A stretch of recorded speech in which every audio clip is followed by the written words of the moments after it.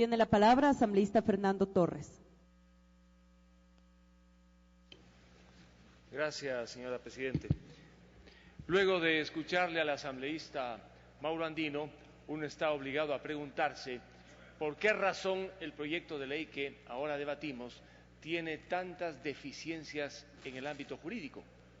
El solo hecho de pensar que en la segunda disposición derogatoria al final de la ley se modifica la naturaleza del artículo 329 del Código Orgánico General de Proceso es motivo de preocupación. El artículo 329 de este código nada tiene que ver con inversión extranjera, nada tiene que ver con alianza público-privada, se refiere a la forma como deben ejecutarse los actos administrativos. Por el solo hecho de incorporar a la ley un texto ajeno a la naturaleza misma de la ley de alianza público-privadas, esta es inconstitucional por la forma. La Constitución exige que exista conexión entre aquello que se trata y se debate en una ley. Incorporar una norma ajena hace de esta ley inconstitucional por la forma, por falta de unidad en la materia. ¿Se está acaso aprovechando la ley que ahora debatimos para modificar un artículo que consideran peligroso?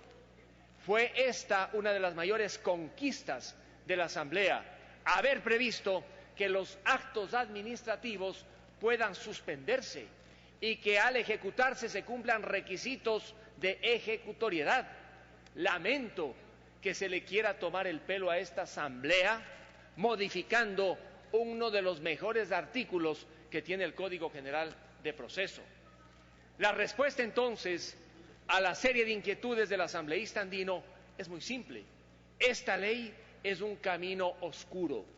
En la vasta red de normas, no 8, sino cerca de 60 que se modifican y se crean en la ley, al final resulta muy fácil tropezarse. Pero lo más grave es que a uno, en esa oscuridad, le resulta muy difícil saber hacia dónde mismo conduce la ley. Tenemos una urgencia económica. Esta está expresada en un problema, la iliquidez monetaria, que no es lo mismo que el número de especies monetarias. Iliquidez monetaria. Y esta se produce por desequilibrios entre importaciones y exportaciones, por desequilibrios entre créditos y deudas externas, por desequilibrios entre inversión extranjera y pago de regalías. Esta ley va de alguna manera a mejorar la liquidez monetaria en el país. Parecería que las reformas en el ámbito tributario tratan fundamentalmente de generar mayores incentivos para invertir en el Ecuador. Se modifica, por ejemplo, el artículo 159 de la Ley de Equidad Tributaria para que menos contribuyentes paguen el impuesto a la salida de capitales. Es correcta la medida, pero insuficiente. Debería extenderse para que más contribuyentes dejen de pagar el impuesto a la salida de capitales. También se reforma el artículo 39 de la Ley de Régimen Tributario Interno para aumentar las exenciones en el impago del impuesto a la renta. Igualmente, está bien, pero en el caso de las transferencias de acciones y participaciones, resulta que esta modificación al artículo 39 se la hace a un año de haber modificado la ley. Recuerden ustedes cuando advertimos que esa reforma era inconveniente, que paguen el impuesto a la renta en las transacciones y transferencias de acciones o participaciones iba a generar problemas. Y de hecho se han producido tantos problemas que en esta reforma se dice que solamente cuando el monto transferido sea superior al 20% del valor de las acciones y participaciones se pagará el tributo. ¿Por qué en lugar de 20 no establecieron 30, 40, 50 o 60%? Es indudablemente una interrogante. La seguridad jurídica que trata de apuntalar esta ley finalmente no consigue dar las seguridades que esperan inversionistas extranjeros y nacionales. El artículo 6 regula indebidamente el arbitraje internacional. Existen dos artículos en la Constitución, el 422 y el 190, que se refieren al arbitraje. Hay una confusión cuando se dice que la Constitución prohíbe que se pueda pactar en un contrato un arbitraje fuera de las instancias latinoamericanas. Cuidado, se lee mal el artículo 422. Lo que prohíbe es que en un tratado se pacten instancias ajenas a la jurisdicción latinoamericana, pero en los contratos sí se pueden pactar. Y de hecho, varios de los contratos en el ámbito hidroeléctrico entre el Ecuador y empresas chinas han fijado como jurisdicción arbitral Londres, en Inglaterra, en el Reino Unido.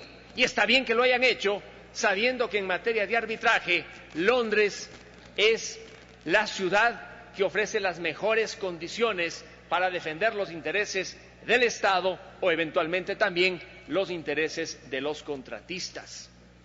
Exigir, como dijo el asambleísta andino, que se agote la vía administrativa para que pueda activarse un arbitraje es un gravísimo error. El artículo 190, cuando habla de la intervención del Procurador del Estado, se refiere exclusivamente a arbitrajes en materia de contratación pública, pero los arbitrajes que puedan derivarse de la aplicación de esta ley podrían ser arbitrajes comerciales o arbitrajes en materia de inversión distintos de los arbitrajes en materia de contratación pública o en el tema también de deuda externa. Debería la Comisión entonces mejorar la redacción del artículo 6 para que esta ley, cuando corresponda, ofrezca certezas y no más incertidumbres a la hora de resolver conflictos. Muchos legisladores han cuestionado el artículo 8 porque en esta norma se le está facultando al presidente de la República que pueda, mediante decreto, modificar leyes en cuanto a la supresión o modificación de requisitos. ¿Puede o no puede? Es la pregunta. Habilitar esta Asamblea al presidente de la República para que en el ámbito de su competencia, esto es, solo dentro de la función ejecutiva, reduzca trámites, los simplifique.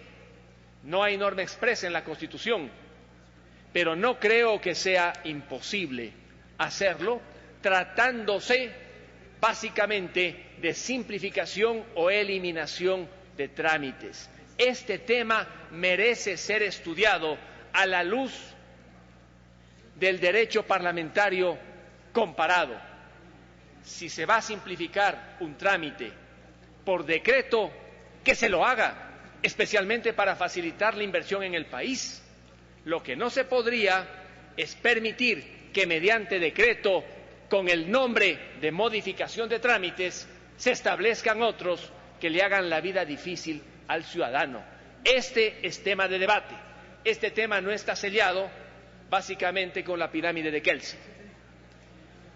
Por lo demás, la ley de modernización, señores legisladores, aprobada a principios de la década de los 90, a partir del artículo 41, establece un esquema completo para que el sector privado pueda intervenir.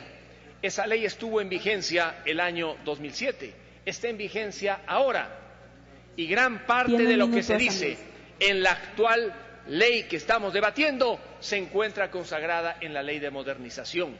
Decir entonces que por la falta de ley no se pudo abrir espacios al sector privado me resulta inconcebible de entender. Bien pudieron haber aplicado la ley de modernización para desarrollar algunos temas y permitir la inversión privada. Sí quiero decir enfáticamente que esta ley es interesante. Si bien es tardía, por lo menos abre un cauce. Ojalá, con las modificaciones que deben hacerse, esa oscuridad de un camino que no sabemos hacia dónde nos conduce se aclare y podamos en el segundo debate saber cuánto podría venir al país en materia de inversión extranjera y cuánto podrían los inversionistas nacionales privados aportar para resolver los principales problemas del país. Muchas gracias. Gracias.